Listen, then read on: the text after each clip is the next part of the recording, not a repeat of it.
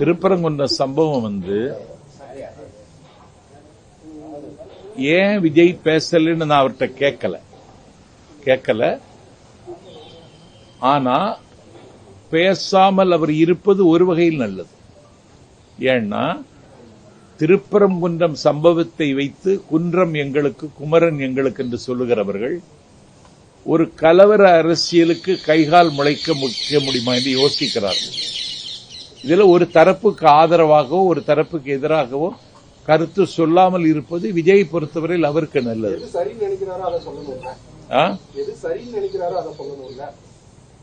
எது சரி, அமைதியாக இருப்பது ஒரு வகையில் நல்லதுன்னு நான் நினைக்கிறேன்.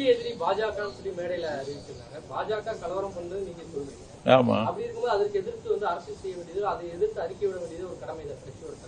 இல்ல கொள்கை எதிரின்னு அவர் சொல்லிட்டாரு. அதுல அவர் காம்ப்ரமைஸ் ஒன்னும் ஆகுதுன்னு மாதிரி நான் நினைக்கல. நான் அவர்கிட்ட கேட்டேன், நீங்க பிஜேபிக்கு கூட ஒரு இணக்கமான போக்கு இருப்பதாக சொல்லுகிறார்கள். அப்படி ஒன்றும் இல்லை. அதிகாரத்தில் இருக்கிற கட்சி தேர்தல் இங்க நடக்க போகுது. அதனால இதை கூர்மையாக விமர்சிக்கிறேன். அதற்கு நேரம் வரும்பொழுது பார்த்துக் கொள்ளலாம்.